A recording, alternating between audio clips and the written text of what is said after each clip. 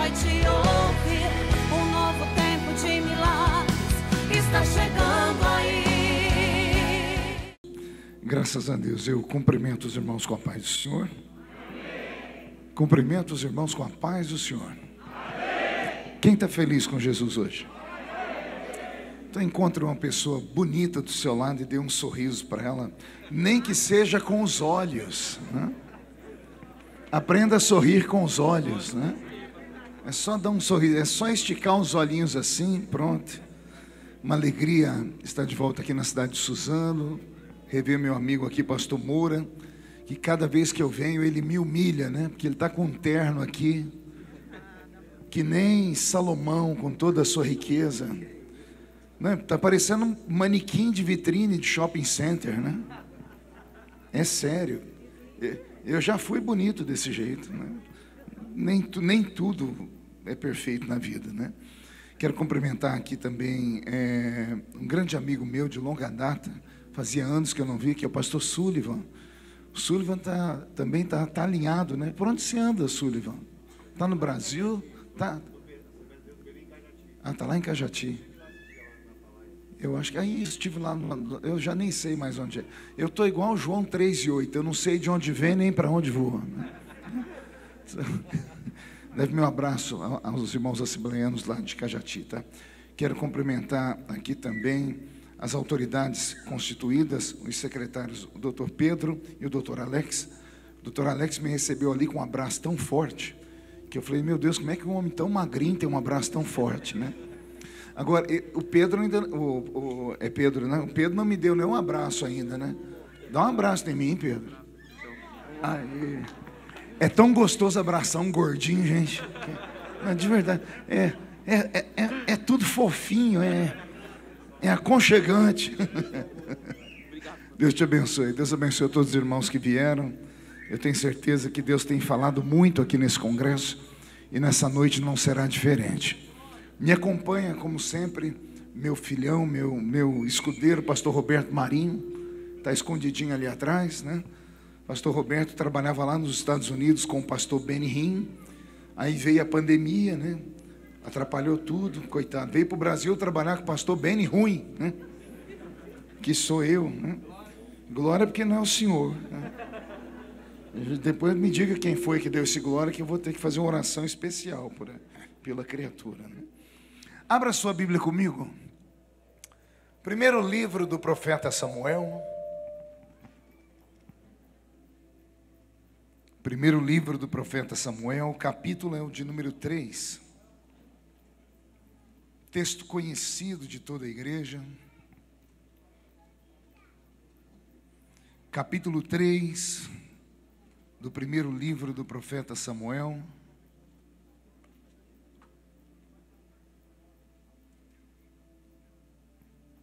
Quem encontrou, diga amém. O jovem Samuel servia ao Senhor perante Eli, e a palavra do Senhor era muito rara naqueles dias. E naqueles dias não havia visão manifesta. E sucedeu naquele dia que, enquanto Eli estava deitado no seu lugar, e os seus olhos já começavam a se escurecer, porque não podia ver, estando também Samuel já deitado antes que a lâmpada de Deus se apagasse no templo do Senhor, em que estava a arca de Deus, o Senhor chamou a Samuel e disse ele, eis-me aqui. E correu a Eli e disse, eis-me aqui, porque tu me chamastes? Mas ele disse, não te chamei eu, torna a deitar-te. Foi e se deitou, e o Senhor tornou a chamar outra vez a Samuel. Samuel se levantou, foi a Eli e disse, eis-me aqui, porque tu me chamaste? Mas ele disse, não te chamei eu, filho meu, torna a deitar-te. Porém Samuel ainda não conhecia o Senhor, e ainda não lhe tinha sido manifestada a palavra do Senhor. O Senhor, pois, tornou a chamar a Samuel a terceira vez. Ele se levantou, foi a Eli e disse, eis-me aqui, porque tu me chamaste. E então entendeu Eli que era o Senhor que chamava o menino. Pelo que Eli disse a Samuel, vai-te deitar, e há de ser que se te chamar de novo dirás, Fala, Senhor, porque o teu servo ouve. E então Samuel foi e se deitou no seu lugar. Amém, igreja? Fecha a Bíblia, coloque no banco, na cadeira. Como nós já quebramos todos os protocolos possíveis, vamos quebrar mais um. Pega na mão de quem está do seu lado aí. Isso. Aperte a mão da criatura com carinho, até ela falar aleluia. Pentecostal que não faz barulho, está com defeito de fabricação, não é? Vamos orar mais uma vez. Pai, nós te exaltamos, nós te glorificamos, e nós entendemos que mais uma vez o palco desse lindo congresso será o lugar da sua revelação. Mais uma vez, Senhor, este congresso que tem falado por tantos anos a tantos corações, será como se fosse o santo dos santos, e nós como se fôssemos a sua arca, e a sua glória vai descer sobre nós esta noite, Pai. Na medida em que eu estiver pregando, o Senhor tem liberdade de curar os enfermos, de batizar com o Espírito Santo, de libertar os cativos e de salvar as almas perdidas. E antes que eu comece a pregar a sua palavra, cerque este lugar com a sua glória, e num raio de 5 quilômetros, onde houver um demônio alojado, eu dou a esses demônios segundos para sumirem de Suzano, porque se não sumirem, serão queimados pelo poder da sua glória, que aqui será derramada. Rasgue os céus sobre nós, manda anjos de fogo descerem aqui, que estes anjos desçam trazendo brasas de fogo nas mãos, comecem a esparramar estas brasas entre nós, e onde houver um crente batizado com o Espírito Santo, renova ele, Senhor, com a sua glória. Traz o céu aqui para baixo, Senhor, e se o céu não puder descer aqui, leva-nos até a sua presença nesta noite. Teramassuri de Candorovas, Terabagaste e Andrevele Candorovasuri de Cai. Fala conosco, fica conosco, é o que eu te peço agora e sempre. E toda a igreja diz, e os que podem, dê a Jesus uma linda salva de palmas, porque Ele é bom, porque Ele é maravilhoso. Podem tomar o seu assento. Muito obrigado pela paciência. Quero também aqui cumprimentar a esposa do pastor Moura, que é a irmã Andréa Rocha, que é essa levita abençoada, e ela e ele vieram combinando com a roupa, né? Vocês são terríveis, não tem problema. E uma outra pessoa muito querida que eu queria cumprimentar, não estou enxergando ele, é o Vin Diesel, que foi me buscar no aeroporto hoje. Eu não sabia que ele tinha se convertido. Olha o tamanho da... Não, fique em pé, por favor, fique em pé. Tira a máscara, e dá uma voltinha para todo mundo olhar para você. Velozes e Furiosos em Suzano. Muito querido, Deus te abençoe, viu? Me buscou no aeroporto, um menino assim de Deus, tem um coração desse tamanho, e ele me conquistou. Como? Alan, não, é Vin Diesel. E você sabe qual é o sobrenome dele? Feliciano. Sim ou não? Mexe comigo agora, Bocó. Eu não sabia que na minha família, porque eu sou da família dos pequenininhos. Achei um Feliciano gigante agora. Vou arrastar você comigo para Brasília. E quando aqueles meninos escandalosos vierem para cima de mim, vou mandar falar com ele. Uma salva de palmas pela vida do meu irmão. Deus te abençoe muito, querido, de coração, viu? E ele é tão inteligente que, além de cuidar de mim, ainda me deu um chocolate. Talento. Que eu não comi, porque eu vou levar para casa, porque já estou fora de casa há uns 10 dias. E eu creio em um verdadeiro Pentecoste ao chegar em casa hoje, com esse talento. E aquele moço muito querido, que foi, Rogério, não é aquele ali? Cadê? É tudo igual. Oxe. É o Rogério que também foi lá me buscar. Rogério, obrigado de coração, viu? Vocês cuidaram de mim como se cuida de um príncipe. Deus abençoe vocês sempre. É por isso que a minha agenda está sempre aberta para cá, viu? Eu sei que eu já sou o vovô dos pregadores, ninguém aguenta mais me escutar, nem eu estou me aguentando mais me escutar, né? Só Jesus na causa. Eu estava dizendo aqui para a irmã Andréia que eu estou tão cansado que eu estou virado, acho que umas 48 horas, pregando sem parar. Nós estávamos em Recife, do Recife fomos para o estado do Maranhão, né, Roberto? Chegamos no aeroporto, só o Roberto para falar como é que foi as histórias. Ontem nós pregamos em 2 cultos, assim, 4 horas de carro para chegar num evento, pregar 50 minutos, entrar no carro, andar mais 3 horas, para pregar no evento, sair do culto às 1h da manhã, para chegar no aeroporto às 3, chega, vamos falar de Jesus que é melhor, né? Alguém aqui ainda é pentecostal ou não? Sério, a turma do Glória a Deus, Aleluia, já chegou aqui? Então dá só mais um daqueles gritos para empolgar o coração do velho pregador. Maravilha. Quem já me conhece há muitos anos, porque eu prego desde criança, sabe que todas as vezes que eu prego no livro do profeta Samuel, eu fico amedrontado, porque eu tenho medo desse livro. Eu conheço a Bíblia toda, não conheço toda a Bíblia, mas eu conheço a Bíblia toda, que eu já li a Bíblia umas 30 e poucas vezes de capa a capa. A primeira vez que eu li a Bíblia inteira de capa a capa, eu tinha 9 anos de idade, e não foi essa Bíblia nossa protestante, foi a Bíblia Ave Maria. Eu era coroinha lá na paróquia Cristo Rei, do Padre Ângelo, e eu me apaixonei pela Bíblia.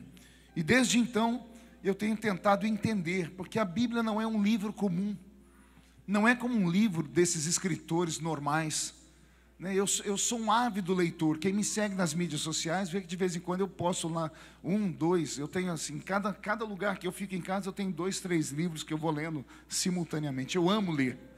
Mas tem livros que, por mais interessantes que sejam, eu leio uma vez e nunca mais consigo colocar os olhos neles. Porque eu olho para a capa, eu olho para a primeira, eu já sei, não que eu memorize, mas eu tenho a história gravada. A Bíblia não. Todas as vezes que eu abro a Bíblia, eu me apavoro. É como se eu nunca tivesse lido ela.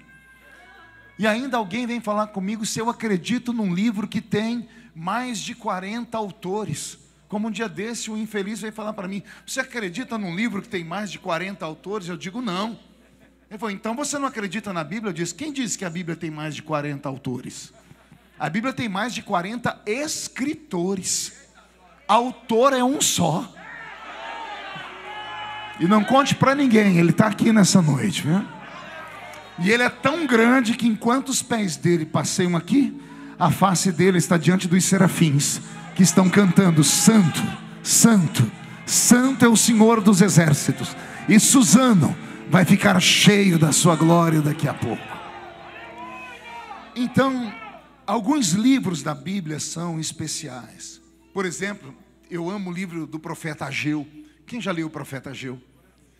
Você que nunca leu um livro na Bíblia, tem preguiça, abra a sua Bíblia no livro do profeta Ageu, é 2 páginas, você vai poder dizer, eu sou intelectual, li um livro em um dia. É o livro do profeta Ageu. Amo ler a história do profeta Ageu, quando ele fala sobre a reconstrução do templo, puxando a orelha do povo, dizendo, e a glória da última casa será maior do que a glória da primeira. Aí vem os crentes e tumultua tudo, dizendo, não, é a glória da segunda casa. Não tem nada a ver com glória da segunda casa, é a glória da última casa. Pergunte por quê? Porque a Bíblia diz que o justo pode cair até 7 vezes. E de todas elas, o Senhor coloca ele de pé. Então, às vezes, a glória não é da segunda, não é da terceira, não é da quarta. A glória da última casa é maior do que a glória da primeira.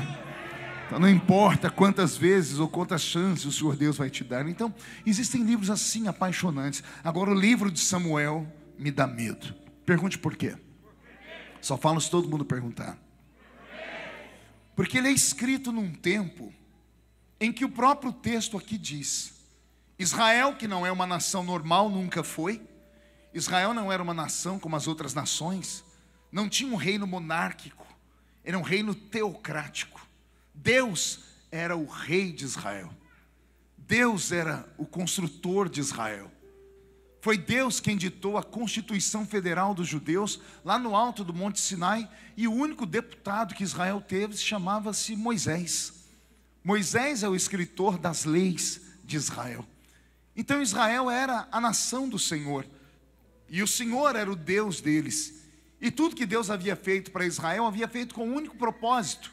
Deus queria que Israel fosse um modelo para o mundo. Deus queria que todas as nações do mundo, ao olhassem para os judeus, dissessem: é assim que nós queremos ser. Nós queremos comer como eles, nós queremos nos vestir como eles, nós queremos cantar como eles, nós queremos andar como eles, nós queremos plantar como eles, nós queremos colher como eles, nós queremos ser como eles. Mas deu tudo errado. Quando eles entraram na terra prometida, ao invés do povo querer ser igual aos judeus, os judeus é que queriam ser igual ao povo, os outros povos. E eles começaram então a ir nos povos vizinhos e a trazer os seus costumes. E trouxeram para dentro das suas tribos os costumes dos heveus, dos girgazeus, dos heteus, dos cananeus e de todos os zeus possíveis daquele mundo antigo.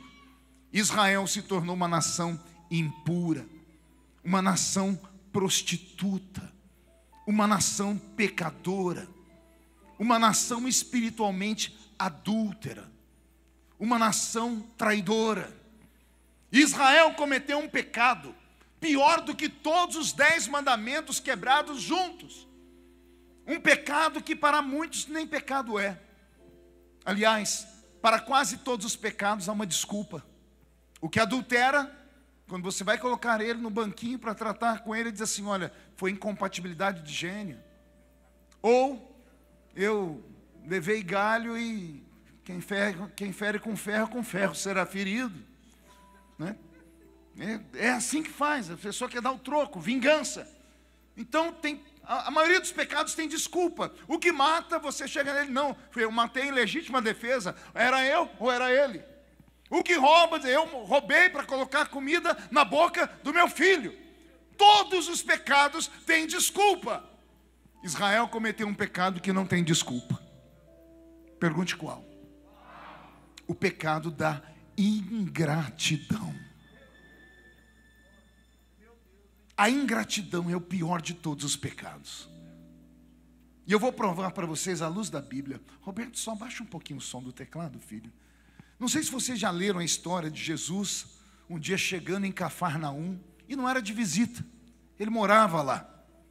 A Bíblia vai dizer em Mateus 5 que Jesus, tendo saído de Nazaré, foi morar em Cafarnaum, à beira-mar. Um dia depois de indo e vindo de tantas cruzadas, Jesus estava chegando em Cafarnaum, do alto da montanha, ele olhou e ele disse: ah, Cafarnaum! Ai de ti, Cafarnaum! Haverá menos juízo para os de Sodoma e Gomorra do que para vocês. O dia que eu li isso, eu quase caí para trás, irmãos. Porque o pecado de Sodoma e Gomorra nós conhecemos: pedofilia, sexo com animais, homem com homem, mulher com mulher, um homem com 10 mulheres, 10 mulheres com 10 homens com uma mulher. Era uma coisa maluca, Sodoma e Gomorra, tanto que o próprio Deus não quis conversa, queimou a cidade inteira. Aí vem Jesus do Novo Testamento, na cidade onde ele mora, ele vai chegando na cidade, e ele diz assim: o pecado dessa cidade é pior do que o de Sodoma, é pior do que o pecado de Gomorra. E eu falei: meu Deus, que pecado esse povo cometeu. O dia que eu descobri, eu caí de joelhos, chorei, fui para o púlpito da igreja que eu pastoreio e preguei sobre isso. Pergunte para mim, qual era o pecado deles, pastor? Pecado da indiferença. E a indiferença vem junto com a ingratidão. Por quê? Porque Jesus morava lá. Jesus saía de Cafarnaum, todo mundo colocava um tapete vermelho para ele. As pessoas queriam que ele pregasse, que ele curasse, que ele orasse, paravam para ouvir. Pessoas importantes, quando ele entrava na cidade dele, as pessoas esbarravam nele, ignoravam ele. Os vizinhos dele nem queriam saber quem eram ele, ignoravam, simplesmente ignoravam ele. Indiferença. Ingratos. Tinham na cidade o maior de todos os profetas, e não davam valor, não deram um título de cidadão da cidade de Cafarnaum a ele. Aí Jesus chegou, olhou para Cafarnaum e disse: no dia do juízo final, o meu pai vai olhar para Sodoma e Gomorra e vai tratar eles diferente, porque vocês têm a minha presença e vocês são ingratos. Será que não é mais ou menos isso que nós estamos vivendo, não? Eu perguntava aqui à sua esposa, pastor Moro, será que a igreja entendeu a pandemia ou não? Será que a igreja evangélica brasileira, do mundo, será que entenderam a pandemia ou não? Será que os ministros da itinerância entenderam a pandemia ou não? Será que os artistas de púlpito, os cantores, os artistas gospel, entenderam a pandemia ou não? Porque eu vi gente dizer assim: ninguém para o meu ministério. Quem manda nessa igreja sou eu. Ninguém prega aqui. Se para pregar aqui tem que pedir permissão para mim. De repente o cidadão está sozinho no púlpito, tendo que pregar para um aparelhinho aqui, acreditando que tem alguém em casa escutando ele, e não tem ninguém. E aí acaba o dízimo, aí acaba a oferta, acaba o combustível da igreja. Aí os políticos, a gente que não presta para nada, aí vai todo mundo atrás: não, faz uma lei, a igreja tem que ficar aberta. Tem que ficar aberta para a gente abençoar o povo, para orar pelo povo. Eu sei realmente qual é o motivo. Será que alguém entendeu a pandemia? Eu vi homens que diziam: eu tenho chamada divina, estão tudo sendo motorista de Uber agora. E não é pecado, não, todo trabalho dignifica o homem, mas eram pessoas que estavam no altar, de repente olhava por cima dos outros e pisava. Para subir no púlpito, não subia, alguém tinha que carregar a Bíblia da pessoa. Porque agora está um negócio assim, você chega: não, eu levo a sua Bíblia. É como se fosse uma procissão, e lá vai andando o quarto membro da Trindade.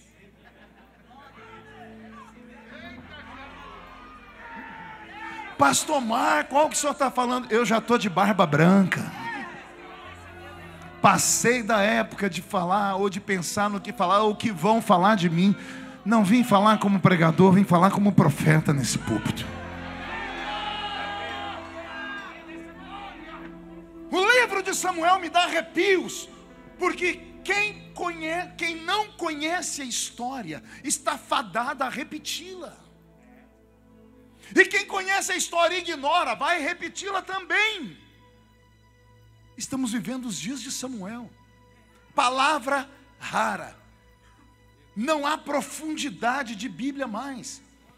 Não, pastor, o senhor está enganado. Tem uma igreja em cada esquina, vai lá. Quem é assembleiano raiz, e com todo respeito a todos os irmãos de todas as igrejas, eu falo da minha porque eu conheço a minha. Quem é assembleiano raiz, criado em escola dominical, com culto de doutrina, e vai em qualquer outro movimento, não consegue ficar 10 minutos na hora da palavra. Porque não é palavra.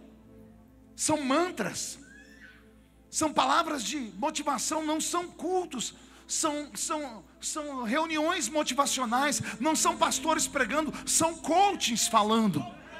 São coaches. Não é mensagem do céu, é mensagem de autoajuda. É mensagem feita à base dos escritos de Freud, dos escritos da psicanálise, estudaram a neurolinguística, sabem como tocar o coração das pessoas, e as pessoas: não, a minha igreja está cheia do Espírito Santo, porque eu choro quando meu pastor prega. A criatura chora assistindo o filme do Titanic.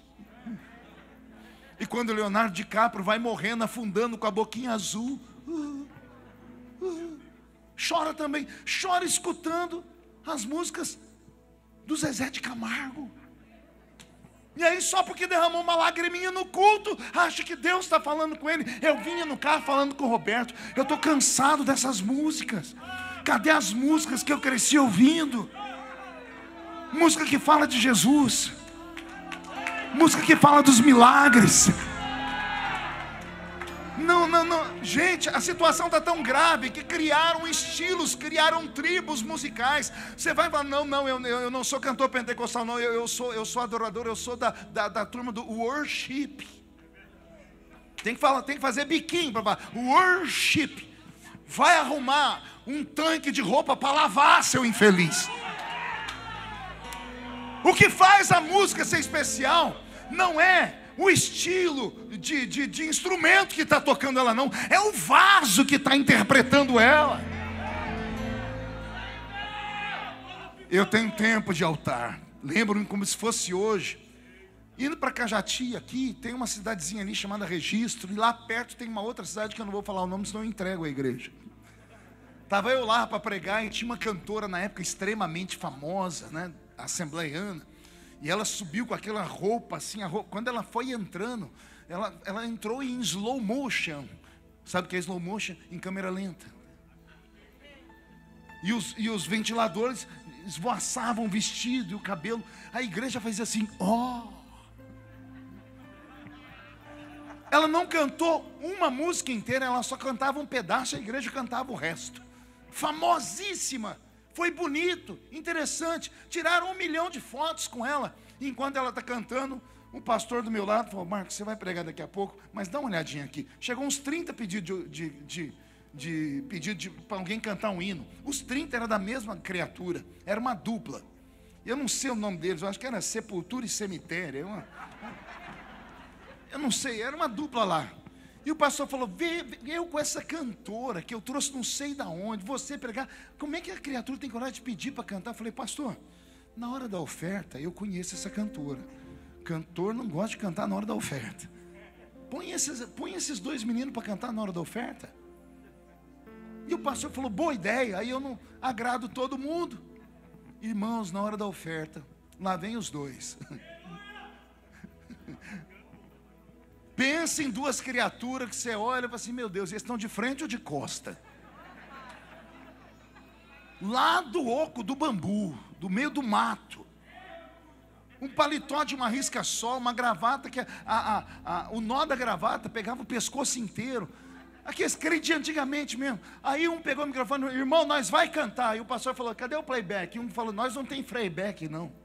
Freeback? Eu falei: Frei Beck, será que foi de alguma igreja católica? Eu conheço o Frei Beto. Será que Frei Beck? O que é Frei Beck? Era um playback. E o pastor falou: o que vocês vão cantar? Nós vamos cantar o hino da harpa.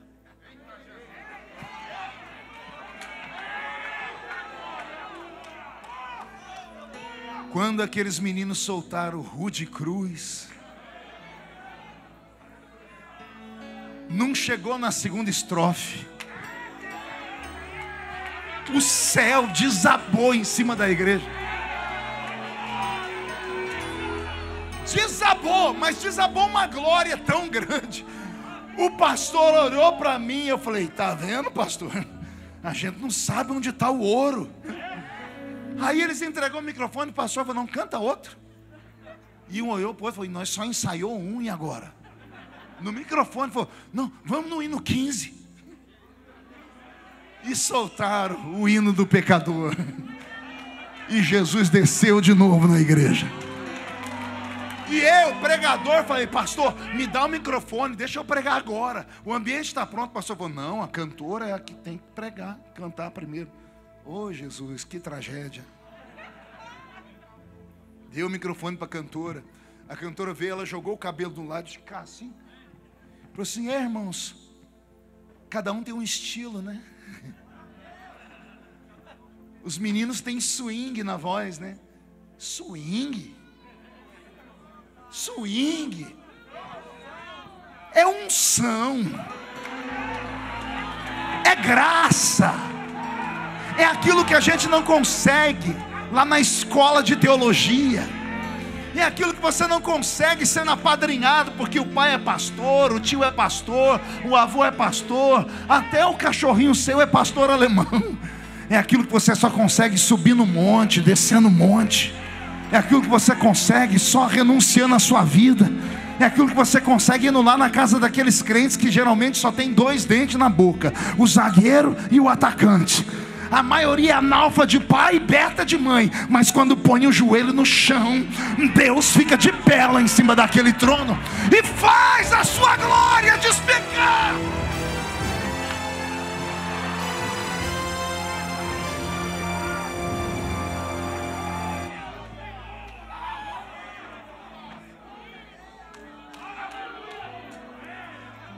Nos dias de Samuel, está escrito aqui. A palavra do Senhor era rara. Em outra tradução diz assim: Deus falava raramente. Israel tinha uma igreja. O pastor da igreja se chamava Eli. Qual o nome do pastor? Eli. Olha o significado do nome do pastor. Eli significa Deus é Jeová. O nome dele glorificava o Deus da religião dele. Esse homem vem da linhagem de Arão. Ele ouviu os pais falarem da glória, falar da unção, da Shekinah, dos anjos, dos profetas. E ele herdou o trono espiritual da nação de Israel. Ele foi um homem de Deus por um tempo. Ele foi um homem de Deus por uma sequência de anos. Mas ele foi envelhecendo. E ele tinha 2 filhos. E nasceu 2 filhos homens. E ter um filho homem naquela época era uma honra tão grande para um homem judeu. Deus havia abençoado ele demais. E como ele era um sacerdote, teve 2 filhos. Bom, os meus filhos vão seguir a minha linha. Agora eu não entendo, sinceramente. O que vocês vão ouvir aqui agora, eu acho que vocês nunca ouviram na vida. Porque o dia que eu descobri, eu quase tive um infarto do miocárdio. Alguém aqui já teve a curiosidade de descobrir o que significa o nome dos 2 filhos de Eli? Um se chamava Ofni e o outro Finéias. Diga comigo, Ofni e o outro Finéias. Pergunte para mim o que significa. Está sentado para não cair da cadeira? Olha só, nasceu o filho do sacerdote. O nome do pai dele é Deus é Jeová. Eu sou líder espiritual de uma nação, não é de uma igrejinha, não é de uma congregação, é de uma nação inteira, é de um país. Os meus filhos vão seguir a minha linha. Ele deveria colocar o nome no filho que exaltasse a Deus. Ofni significa pugilista. Tradução: espancador. E se você acha que eu estou mentindo, cava o Google, pega o dicionário bíblico. Como é que um sacerdote coloque o nome no filho de espancador? Pugilista, briguento, homem que dá socos, homem que bate nos outros. Esse é o Ofni. Agora, e o Finéias? Pergunte o Finéias, pastor. Boca de serpente.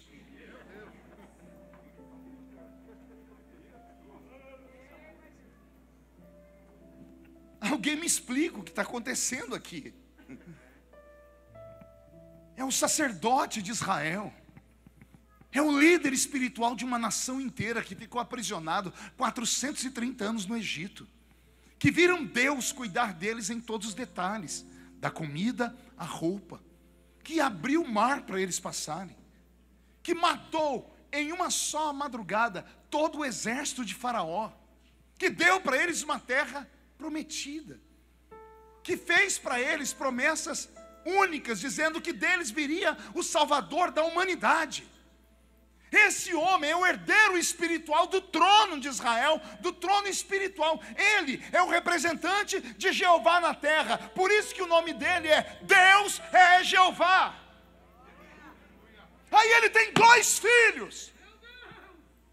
Nasce o primeiro. Eu não sei se ele estava revoltado com o ministério dele. Eu não sei se ele cansou de ser pastor, se foi muita perseguição. Ele diz: meus filhos, não quero isso aqui para meus filhos não. Ou eu vou ensinar meus filhos a se defender. Então, primeiro vai chamar pugilista, Ofni, vai espancar todo mundo. Meu filho, quem vier para tomar seu ministério, bate. Quem cruzar seu caminho, mata. Quem cruzar sua história, assassina. Pisa em cima. Se não te obedecer, corta a cabeça. Se você falar, senta, e não sentar, não presta para estar no seu ministério.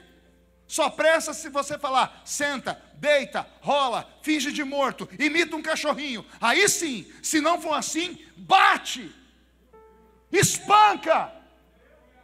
mata. E qualquer semelhança com a vida real não é mera coincidência. Dia desses, lá na nossa igreja, nós fizemos uma escola bíblica. Dr. Bauer chegou. Fica de pé, Dr. Bauer. Dr. Bauer é um delegado, trabalha comigo já há 12 anos. Paizão, que bom que o senhor veio. A igreja está feliz com ele? Depois todo mundo dá um beijo nele, um abraço, que ele anda meio carente, tá bom? Pronto, obrigado, Bauer. E eu ouvi uma coisa de um apóstolo que veio dos Estados Unidos, senhores, que eu nunca tinha ouvido na vida. Ele foi pregar sobre o que é ser pastor. Eu sou pastor, eu prego há 30 anos, amor. A palavra pastor, presbítero, papa, padre e bispo. Essas 5 palavras têm o mesmo significado. Todas significam pai. Significam? Mais uma vez? Pai. E o pai faz o que com o filho? O pai dá 3 coisas ao filho. Primeiro, proteção. Segundo, ele dá ao filho direção. Terceiro, ele dá ao filho limite. Mas o pai não espanca. O pai não tem inveja do filho. O pai não pode expulsar o filho de casa. Começou a entender aí ou não? Eu comecei a chorar quando aquele apóstolo começou a pregar, porque eu lembrei dos meus pastores, com exceções. Mas eu não tive um pai. Eu tinha um chefe.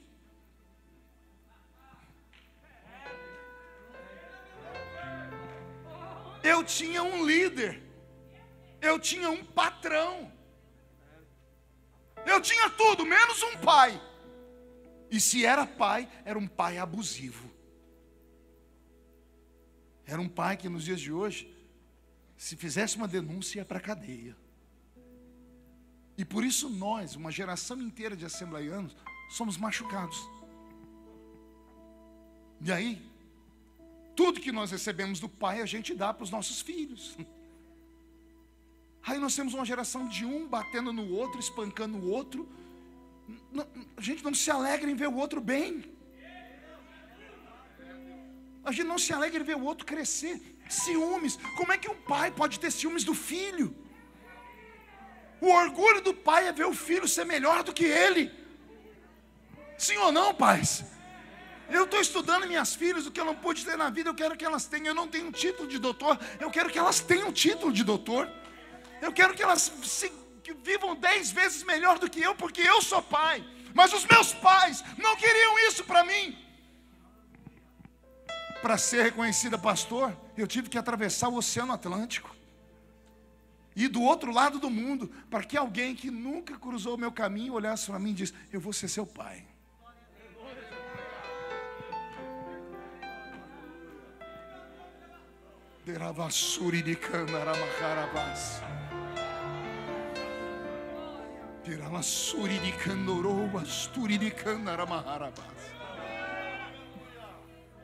Eli não criou filhos, ele criou monstros.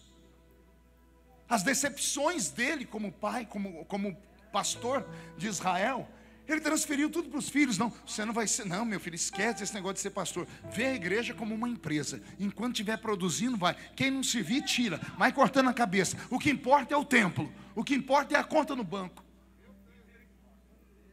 E se cruzar o caminho, bate.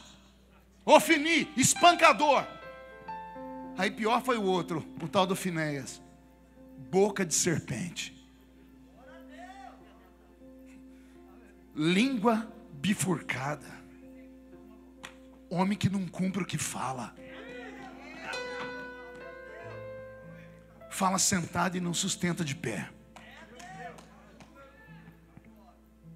Serpente não tem ouvido, sabia disso? Sabiam que serpente não escuta? Tudo dela é pela língua. Uma geração de líderes que usam a língua para matar. E encantam as pessoas, porque a serpente encanta. Traz para perto e depois dá o bote e mata. Eram esses que cuidavam de Israel. E aí alguém pergunta, por que não tinha visão? Como é que Deus vai dar visão? Se a geração de pastores que vai nascer depois de Eli é uma geração de gente que só sabe bater nos outros, e o outro que só sabe falar mal da vida dos outros, ou matar os outros com a sua própria língua. Acabou tudo. Eles contaminaram a nação inteira.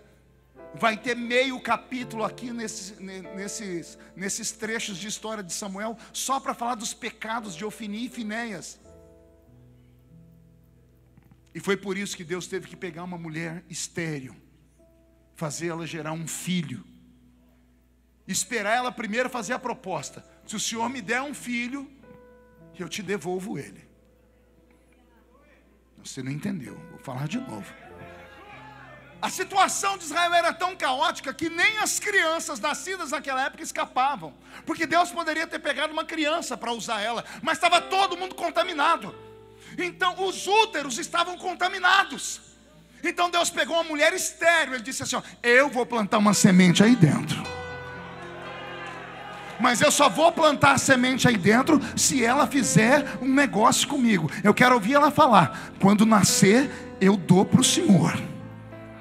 Eu tiro da minha casa e ele vai crescer dentro da sua casa. A Bíblia diz que Samuel foi entregue no altar depois de desmamado. Eu não sei quanto tempo leva para uma criança desmamar. Tem criança que mama até os 5 anos. A Aurorinha, a minha netinha linda, a netinha mais linda do mundo, com todo respeito, né? Fofinha, ela teve que ser desmamada da mãe com 5 meses, porque a mãe teve um pequeno problema de saúde. Então eu não sei com quantos meses ele foi desmamado, mas ele foi levado para um santuário, e ele morou dentro da igreja. Ele não saía da igreja nem para tomar sorvete. O menino foi criado dentro do templo. Ele dormia dentro do templo. Ele comia dentro do templo. Ele ficava vendo Eli. Ele não via onde estavam Ofni e Finéias. Você vai ler a Bíblia, Ofni e Finéias estavam lá recebendo os sacrifícios, mas quando era uma moça muito bonita que levava os sacrifícios, eles colocavam o sacrifício de lado, pegavam a moça pela mão. Eu tenho até vergonha de falar. E usavam o templo de Deus como casa de prostituição. Perderam o temor completamente. A igreja para eles era um negócio. Era só um negócio, mais nada, puramente um negócio.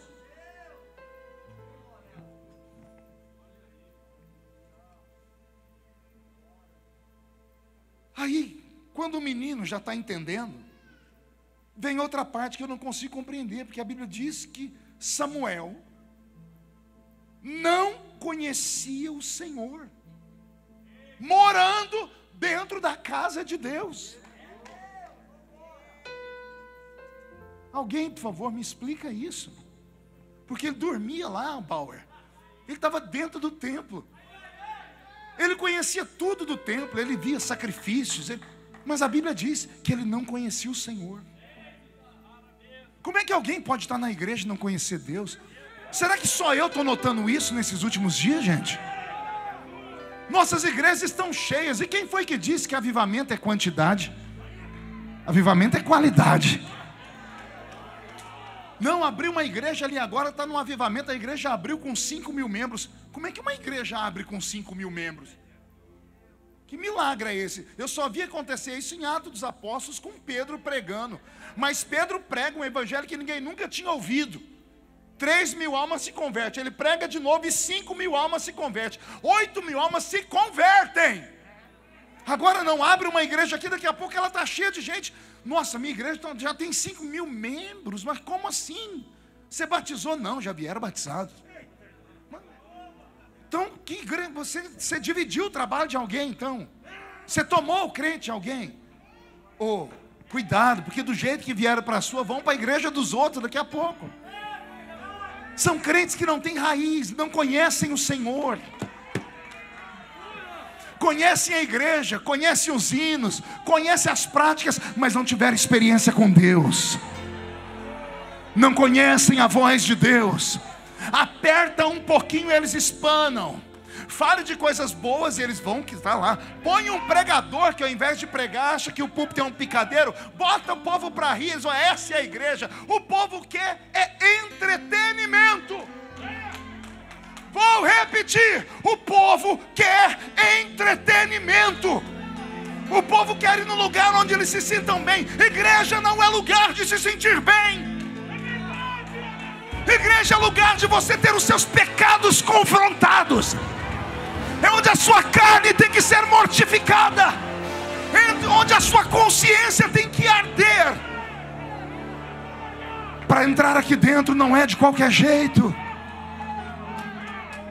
Pastor, está ficando muito apertado. Levanta, vai embora, fica à vontade. Já teve uns 20 que já saíram. Vai junto com eles. Hoje você pode fugir do que eu prego aqui, mas chegará um dia que nós estaremos num lugar que não é nem o céu e nem a terra. Eu não vou estar lá pregando, vai ter só um homem sentado num trono. Seu nome será chamado. E quando ele abrir os livros e começar a contar a sua vida, eu quero ver para onde você vai. Tenta ir para a esquerda e para a direita, não terá para onde fugir. Igreja evangélica pentecostal que conhece a Bíblia não é lugar de passar tempo. Aqui não é lugar de autoajuda, aqui é lugar de ajuda do alto. Aqui não é lugar onde homem provoca fogo. Fogo do homem, bombeiro apaga. O fogo aqui tem que vir do céu, tem que ser da graça, tem que ser da glória.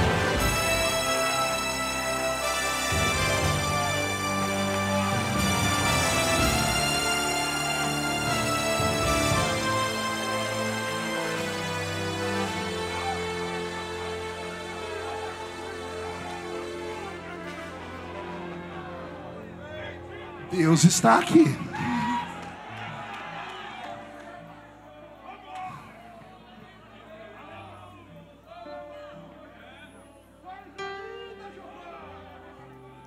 Ei, eu aguento o tranco, eu aguento pancada, perseguição, já provei. Aliás, né, Moro? Tudo comigo vai para o Jornal Nacional, né? Né, Dr. Bauer? Já botaram até um apelido em mim, Highlander. Quando pensa que morreu, ainda tá eu de pé de novo. E aí pergunto, por quê? Simples, a minha chamada não veio daqui. A minha veio daqui. Eu não tive um pai aqui, mas eu tive um pai aqui. E quem é que pode matar aquele que Deus quer que viva? E quem é que pode derrubar aquele que Deus levantou? Homem pode colocar vírgula na sua história, ponto e vírgula, mas ponto final? Quem é o homem para achar que pode colocar um ponto final na história que Deus começou a escrever? Deus está aqui nessa noite falando sério conosco. E anote o que eu estou dizendo. Palavras como essas são raras. Porque os nossos cultos são cultos de mágica. Queremos um pregador que tem uma lâmpada do gênio na mão, onde ele esfrega a lâmpada Vin Diesel, e sai lá um gênio, e o gênio diz, vou realizar 3 desejos seus. É isso que queremos. Cristo não é mais o centro do nosso culto. Precisamos reavaliar a nossa fé. Pastor, o que aconteceu com o senhor? A pandemia me trouxe de volta.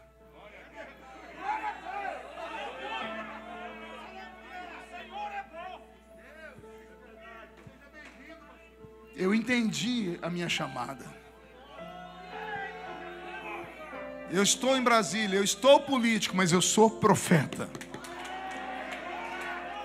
Dizem que eu incentivei uma geração, pois aguente a próxima, vai ter que me aguentar vivo ainda. Porque nós não vamos passar o bastão para uma geração caída.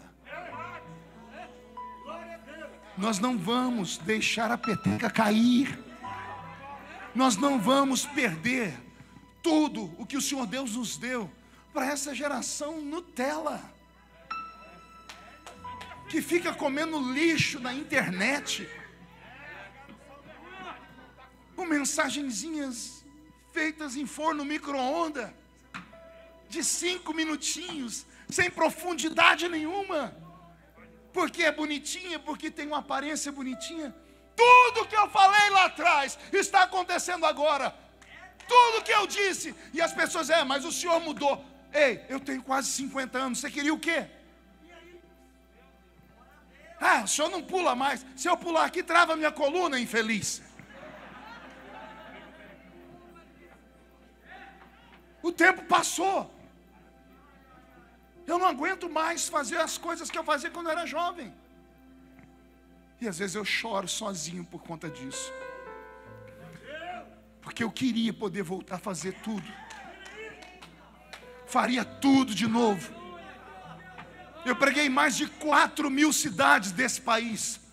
E não foi em televisão, porque nunca fui um pregador rico. Fui chamado de pregador dos pobres. E tenho orgulho por isso. Um orgulho santo. Pregador das periferias. Pregador que vai onde os grandes não vão. Porque eu sei que o meu Jesus vai lá naqueles rincões. Faria tudo de novo. E pregaria o mesmo evangelho. Um evangelho de fogo. Não um evangelho cheio de psicanálise. Não um evangelho que analisa a sua performance. E não um evangelho que vai falar sobre os seus traumas. Não um evangelho que vai tentar traçar a sua psique.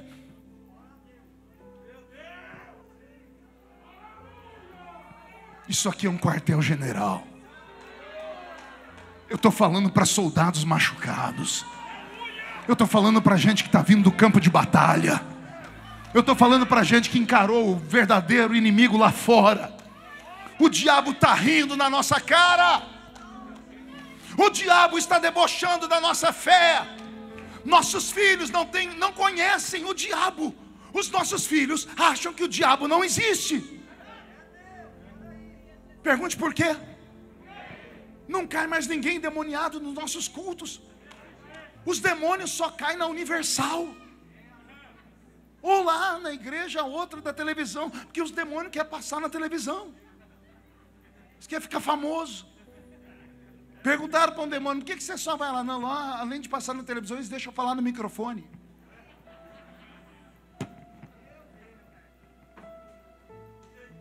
Para ter batismo com o Espírito Santo, temos que marcar um culto especial. Culto para batismo com o Espírito Santo. Onde já se viu isso? Por que isso? Volta comigo lá no templo. Volta comigo lá na sua igrejinha, 20 anos atrás. Culto de domingo, 7:30 da noite. Mas 7 horas você já estava ajoelhado. Não era cadeira almofadada, nem ar-condicionado, nem cadeira bonita dessa. Era banco de madeira. Você chegava 2 minutos atrasado, o banco já estava tudo molhado. Ou lágrima, ou cuspe. E quando ia dando 7:29, o velho pastor pegava o microfone e começava a cantar assim: em fervente oração, eis o meu coração na presença de Deus derramar,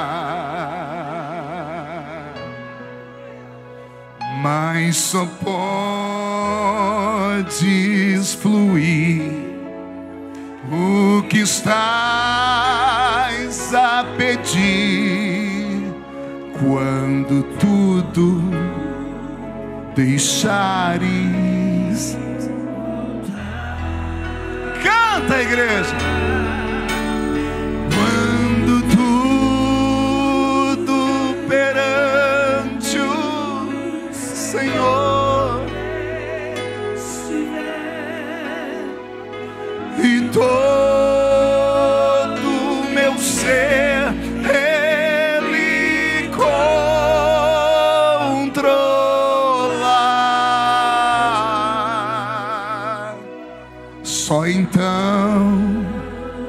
hás de ver que o Senhor tem poder quando tudo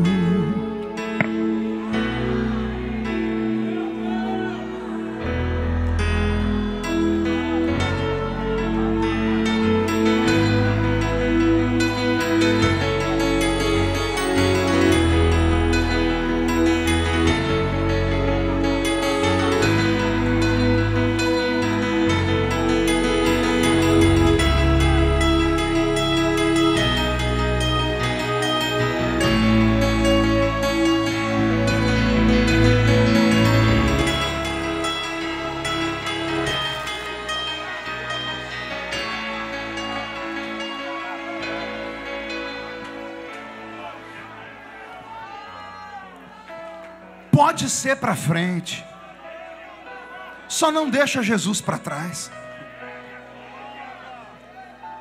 Pode ser moderno, só não seja mundano. Pode cantar essas músicas bonitas dessa nova safra, mas não esquece as músicas antigas não. Pode pregar as mensagens novas, modernas, pode pregar sentadinho no banquinho,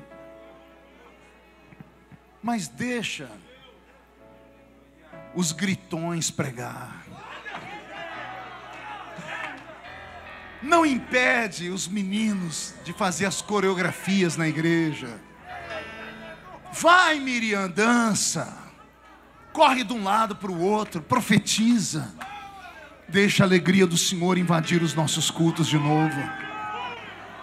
Porque é isso que dá vida à igreja. Esta é a nossa essência. Nossos filhos estão sendo criados dentro da igreja e não conhecem o Senhor. Já vou encerrar. Eu estava no Maranhão ontem e eu comentava com o irmão, né? Comecei a perguntar, e aquele congresso? O irmão falou, nunca mais teve. Eu falei, e por quê? Ele falou, os jovens, alguém se falou aqui atrás, não tem mais jovens. Houve um êxodo dos jovens da Assembleia de Deus para o mundo todo. Eu preguei em quase todos os congressos estaduais de jovens das Assembleias de Deus do Brasil. Eram cultos com 30, 40 mil jovens. Não temos mais. Pior não é isso. Vou falar para você fazer uma coisa agora que eu acho que você nunca fez. Dá uma olhadinha por cima assim. Gira a cabeça, olhe por cima das cabeças. Olha os cabelos das pessoas. Sério. Procure os cabelos brancos.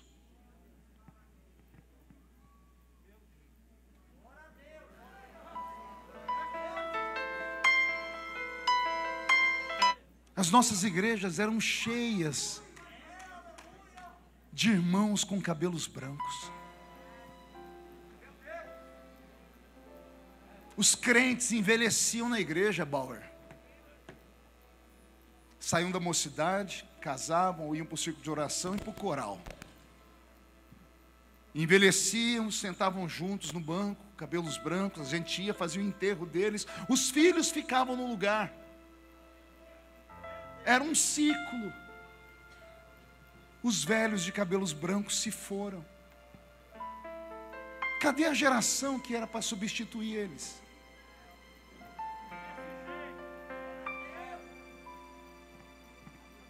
Sumiram. Desviaram. Desacreditaram. Se escandalizaram. Não tiveram paz, tiveram patrões na igreja. Não foram tratados como ovelhas, foram tratados como gado, como carne para abate. Se é importante e rico, vem para perto. Se é pobre e sujo, lá para o fundo. Se tem um dízimo bom, é recebido a qualquer hora. Se não tem oferta boa, ignora.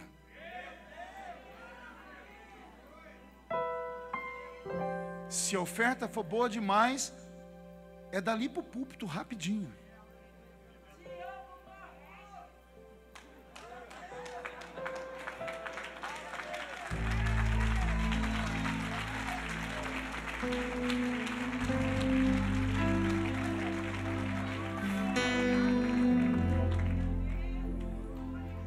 Só que aqui nesse texto que dá medo, tem uma esperança. Pergunte qual? Mesmo o menino não conhecendo Deus, a Bíblia diz que Deus chamou ele antes que a lâmpada se apagasse. A lâmpada não vai se apagar. A lâmpada de Deus não vai se apagar. Deus vai levantar. Quem sabe começa hoje aqui. Jesus não precisou de milhares, bastou 12 do lado dele. E ó que no meio dos 12 ele teve um que traiu, o outro que negou. Mesmo assim ele virou o mundo de cabeça para baixo. Jesus não precisa de intelectuais. Ele precisa de gente que tenha compromisso. Ele precisa de gente apaixonada por Ele. Ele precisa de gente que volte a usar a receita antiga. A receita é antiga. Orar. Orar. E orar. Se lá não deixam você orar, junta o Pedro, o Tiago e o João e vai orar. Vai na sua casa. As igrejas nasceram assim, nas casas. Vai lá. Porque se a gente for analisar teologicamente, nós estamos fazendo tudo ao inverso. A palavra igreja vem do grego, verbo eclésia, ou eclesia, chamados para fora. Se a igreja é chamados para fora, por que a gente se trancou em 4 paredes? Nos trancamos em 4 paredes e pior, costuramos o véu do templo.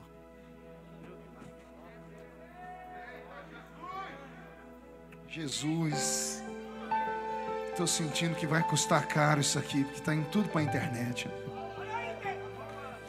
Jesus rasgou o véu do templo. E um monte de igreja acharam, não sei aonde, uma agulha, deve ter sido o diabo que emprestou para eles, para costurar o véu do templo de novo. Começaram a inventar coisa que não tem na Bíblia, para oprimir os crentes, para manipular os crentes, para segurar os crentes, para manter assim, lavagem cerebral. Estão costurando o véu do templo. Um dia Jesus chegou num lugar, os fariseus, os maiores conhecedores da palavra. Levítico tinha 613 leis, mais os 10 mandamentos, 623 leis. Eles criaram a lei número 624, Bauer, que era lavar a mão para comer. Quando viram os discípulos de Jesus comer sem lavar a mão, já fosse, se fosse a minha igreja eu já excluía, que na minha igreja se não lavar a mão não come. Aí Jesus falou para ele: ô hipócrita, o problema não é o que entra na boca, o problema é o que sai da boca do homem.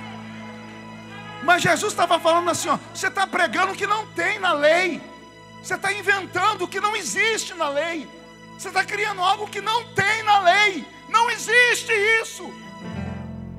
Criaram isso para manter os seus feudos, as suas empresas, as suas grandes igrejas, os seus grandes conglomerados. Não contavam com a existência da internet, porque agora podem tirar o púlpito de um pregador.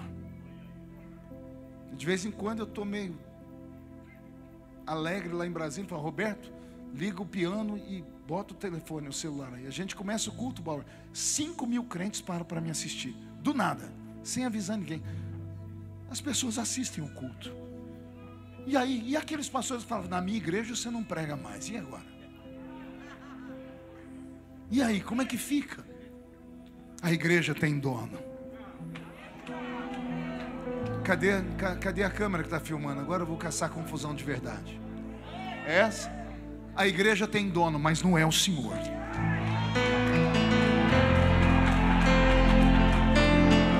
A igreja tem dono, mas não é a senhora. O senhor e a senhora são administradores. Administradores. O dono da igreja ainda está lá no céu. E podem matar o profeta, mas não podem matar as profecias que saíram dos seus lábios. Não podem, não podem, não podem. É preciso coragem.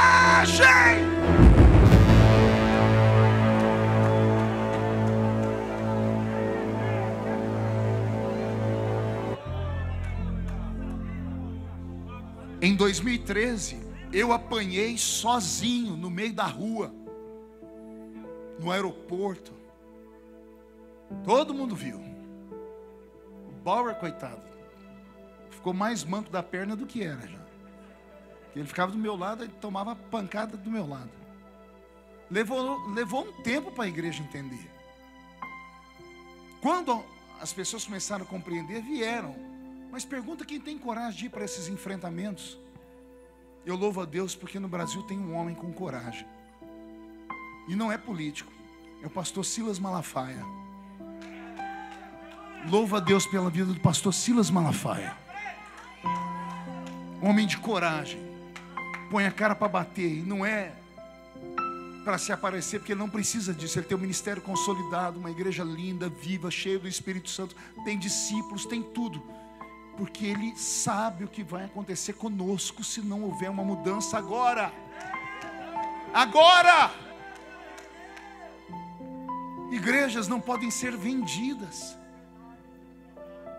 como se fosse um curral. Nós estamos à beira de uma eleição ano que vem, gente. Vocês viram o que aconteceu agora com o pastor na Bahia? Ele estava no púlpito da igreja dele pregando. E ele resolveu ler um texto na Bíblia que diz assim, olha, homem não pode dormir com homem. E mulher não pode dormir com mulher porque é pecado. E ele citou o texto, vai ficar fora do céu o sodomita, vai ficar fora do céu o efeminado, vai para o inferno. Foi processado. A promotora de justiça processou ele. E sabe, para ele não ter que pagar em dinheiro, ela obrigou ele a ir no púlpito da igreja uma semana inteira a pedir perdão. Com a Bíblia na mão, no púlpito.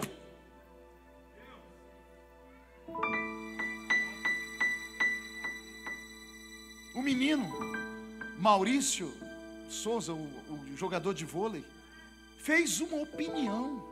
Falou, meu Deus, o Superman agora namora homem. Quem me segue sabe que eu gosto de super-herói. Eu não tive infância, gente. Na minha infância eu cortava cana, engraxava sapato, apanhava laranja, algodão e café. Eu não tinha dinheiro para nada, eu não tinha dinheiro para comprar um bonequinho. Então eu tenho lá uma coleção de bonequinhos. Quando eu vi que o Superman agora está namorando homem, me deu tristeza também. O Maurício falou, perdeu o emprego. E o técnico da seleção de vôlei falou, nunca será convocado. Aí teve um outro atleta no Brasil, que eu não vou citar o nome dele, todo mundo sabe, foi preso porque foi acusado de esquartejar a mulher, deu os pedaços dela para o cachorro comer, e ele foi contratado por um time e ninguém fala nada. Então quer dizer que matar, esquartejar e dar para o cachorro pode? Falar, só falar que está errado não pode, você vai ficar desempregado para o resto da vida. É isso mesmo? E ninguém vai falar nada. E os que têm poder para falar, que são os grandes líderes das grandes igrejas, não vão falar nada.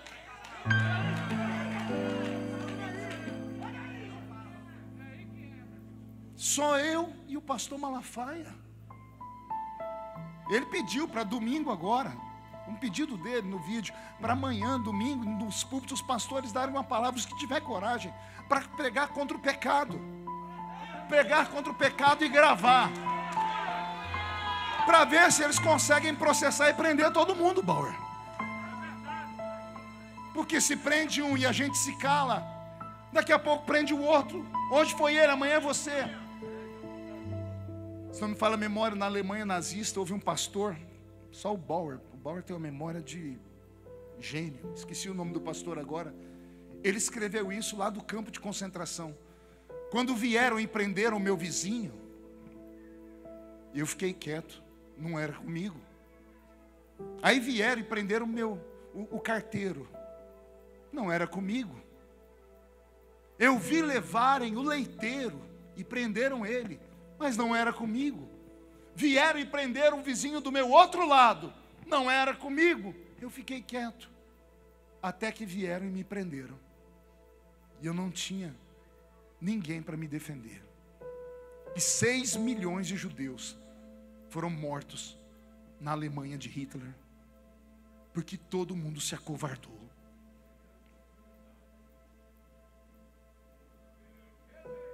É o tempo de Ofni e Finéias. A palavra é rara, as visões não existem.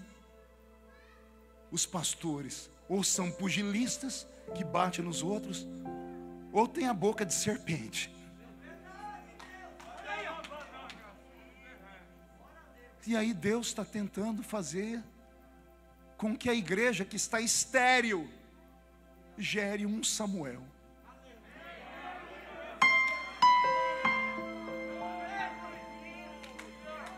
Para ver se esse Samuel cresce dentro da igreja. Já tem alguns, e Deus está gritando Samuel, só que o Samuel não conhece Deus, porque não ensinaram ele. Mas hoje, quem sabe Deus está falando com você, sou eu que estou te chamando. Então se Deus te chamar nessa noite, se Deus te chamar nessa madrugada, se Deus te chamar, diga a Ele, fala Senhor, fala porque o teu servo ouve. E diga para ele, a lâmpada não vai se apagar. Todos de pé.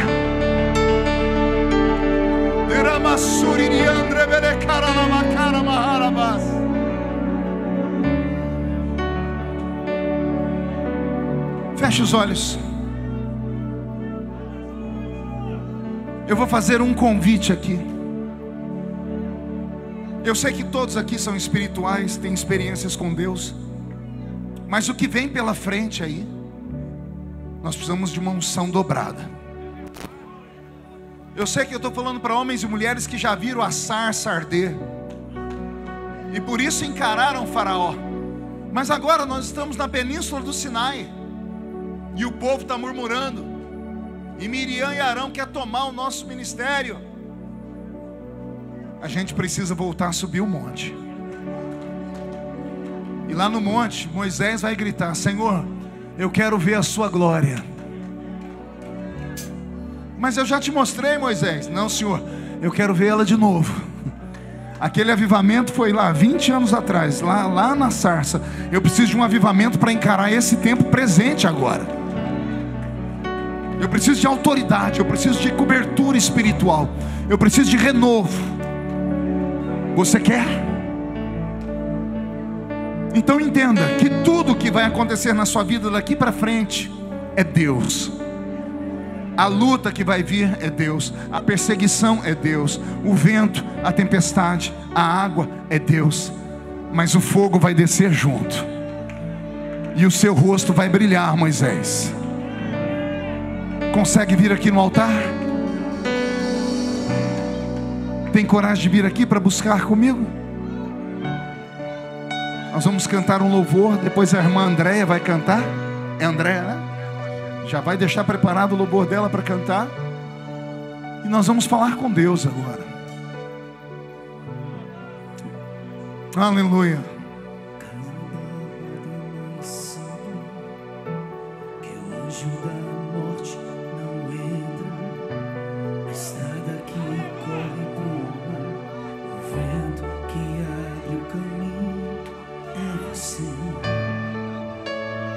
Você acredita que Deus é tudo isso? Ele é o vento que abre o caminho no mar. Olha Ele sendo a nuvem que te guia no deserto. A nuvem que aponta o destino, a mesma que encobre o passado, pão que sacia a fome. Fecha os olhos. Vamos guerrear. Vamos lá, pentecostais. É você.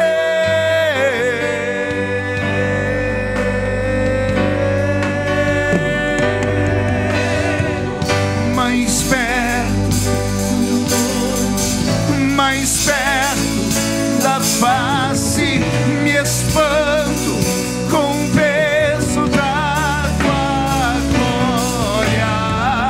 Mais perto, mais perto, e o medo quer me parar.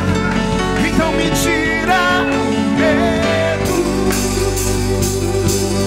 que me faz dizer: suba em meu lugar, me faz entender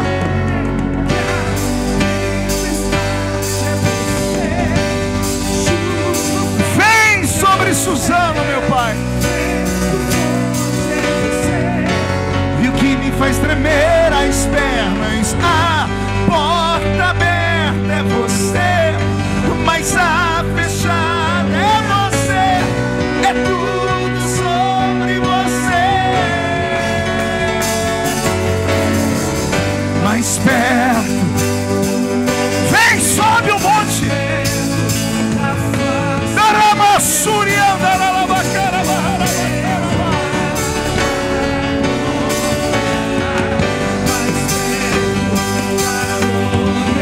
Mais perto, e o medo quer me parar. Então me tira o medo que me faz dizer: Moisés, suba em meu lugar. Me faz entender que a tempestade é você, chuva forte é você, vento forte é você, e o que me faz tremer as pernas, a porta é você, mas a fechada é você.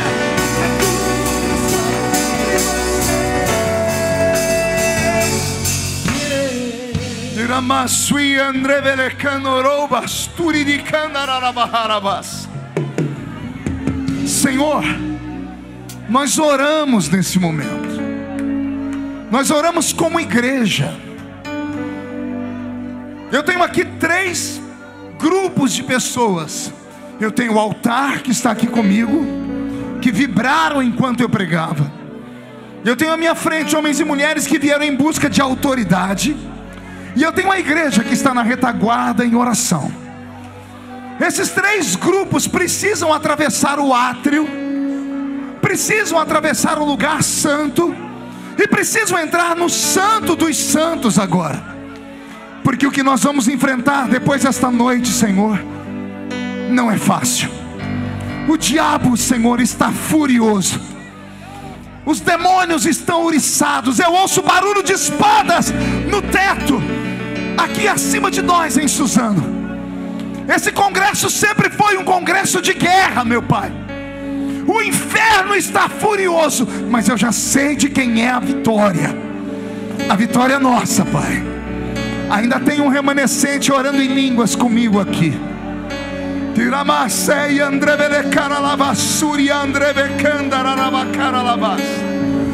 Ainda há, Senhor, um remanescente te adorando. E nós nós te adoramos na beleza da sua santidade. Coloca fogo nos pés, meu Pai. Coloca fogo nas mãos, meu Pai. Coloca fogo nos nossos lábios, meu Pai. Coloca fogo nos nossos olhos. Coloca fogo nos nossos ouvidos. Coloca, Senhor, uma armadura intransponível. Coloca uma aljava com flechas inflamáveis. Dá poder, dá autoridade agora, agora, agora, agora, agora. Eu vou subir no monte que muitos desistiram e vou ficar lá Até te encontrar.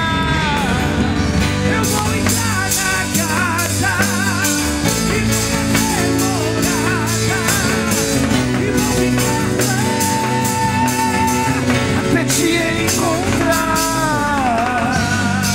Pai, como profeta desta noite eu te peço, livra-nos de Ofni e Finéias. Livra-nos dos espancadores. Livra-nos dos boca de serpentes. Livra-nos daqueles que acham que têm poder para paralisar, para tirar de nós as oportunidades. Senhor, livra-nos do homem mau, do homem violento, do homem sanguinário, do homem que perdeu o temor. Livra a sua igreja desta letargia e faz a sua igreja gerar Samuéis, meu Pai. Samuéis, ó Pai, que vão ouvir a sua voz esta noite, porque a lâmpada não vai se apagar, meu Pai.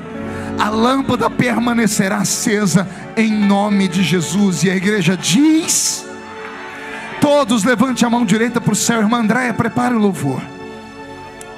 Abra a mão e diga comigo: em nome de Jesus, todos os demônios que lutaram contra a nossa geração, contra a nossa unção, contra a nossa coragem, contra a Bíblia, nós ordenamos: venham para a palma da nossa mão agora. Fecha a sua mão com autoridade. Nós não vamos recuar nenhum milímetro. Nós vamos partir para cima e o inferno vai tremer. Eu vou contar até 3. Vocês vão jogar no chão e vão pisar em cima. E aí você vai cumprimentar umas 3 pessoas aí e vai dizer para eles: Deus está te chamando. Responda antes que a lâmpada se apague. 1, você nunca mais será o mesmo. 1,5, sua família sentirá orgulho de você de novo. 2, quem viver verá para ver o que Deus fará em Suzano depois desta noite. 2,5, o Brasil será sacudido por um avivamento jamais visto na história. 3, jogue no chão, pise em cima com força. Solte o playback da irmã Andréia. Profetize sobre alguém. Profetize agora. Profetize agora sobre alguém. Deus, oh Espírito Santo, um varão de fogo chegou aqui. Ele veio para guerrear. Um varão de fogo chegou aqui. Ele veio para guerrear. Ele quer batizar com fogo, também quer renovar. Abre a boca, profeta, deixa Deus te usar. Deixa Deus te usar. Deixa Deus te usar. Abre a boca, profeta, e deixa Deus te usar. Deixa Deus te usar. Deixa Deus te usar. Abre a boca, profeta, e deixa Deus te usar. Se acampar no vaso, deixa Deus te encher. Abre a boca, profeta, e receba poder. Mas receba poder. Mas receba poder. Se acampar no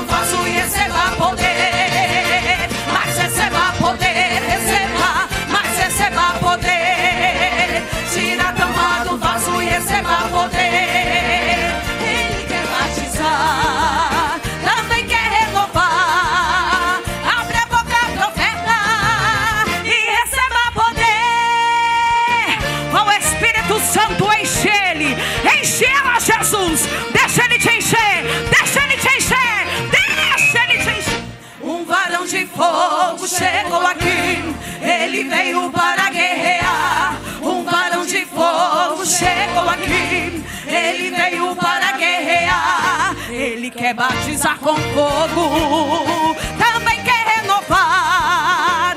Abre a boca, profeta, deixa Deus te usar. Deixa Deus te usar. Deixa Deus te usar.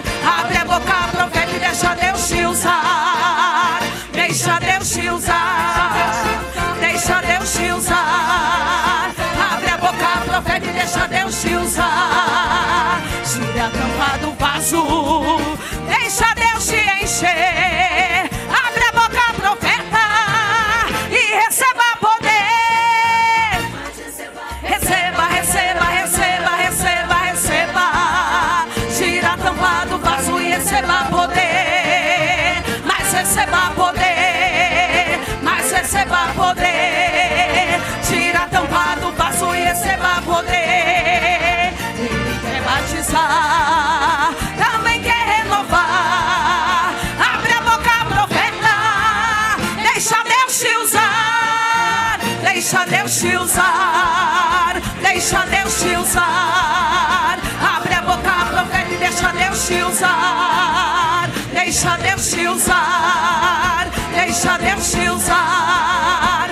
Abre a boca, profeta, e deixa Deus te usar. Tira a tampa do vaso, deixa Deus te encher. Abre a boca, profeta, e receba poder. Abre a boca, profeta, e receba poder.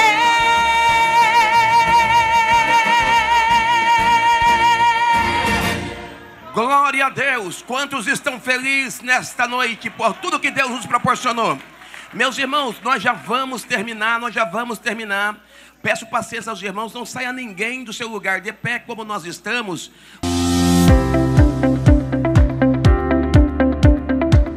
Queridos irmãos, pastor Maciel Ferreira passando por aqui. Nós já estamos dando início no projeto missionário Missão Sem Fronteira do Projeto Cimiso, juntamente com meu amigo pastor Ed, que mora aqui nessa vila abençoada, como você pode ver aí, ó. Vou dar uma filmada aqui pelos lados. Nós estamos indo visitar algumas famílias. Em cada local desse tem uma casa, tem um flutuante, e a gente vai começar a fazer as visitas atrás de almas para Jesus. O pastor Ed se uniu com esse projeto, meu amigo pastor Moura, e ele vai deixar uma palavra, porque o que Deus colocou no nosso coração é Missão Sem Fronteira, projeto missionário. Diga aí uma palavra, meu pastor. Pai do Senhor, bom dia a todos. Uma honra servir ao Senhor nesse projeto aqui, né? Projeto Cimiso, Missão Ribeirinha, Vila do Engenho, estado do Amazonas. Nós estamos nesse momento aqui, daqui a pouco vamos visitar as famílias, né? Pessoas que foram atingidas pela enchente, e nós estamos no período da enchente. E vamos levar uma palavra de Deus, né? Dar uma força para a família. Eu justamente com o pastor Marcel, o nosso condutor, irmão Naldo, né? Em nome de Jesus, que Deus abençoe e obrigado pelo apoio. Mas, Senhor. Glória a Deus, é isso aí, meus irmãos. A obra de Deus é essa. Deus está no controle de tudo. Preparou o piloto, preparou a lancha, preparou tudo. Tudo para que o nome de Jesus seja glorificado. E nós possamos de alguma forma levar a palavra de Deus àqueles que necessitam, àqueles que precisam e àqueles que estão, aleluia, nesse momento com essa enchente que foram atingidos, precisando de uma palavra de conforto, de ânimo, para que eles possam assim, em nome de Jesus, dar a volta por cima. Abençoe esse projeto, meu irmão.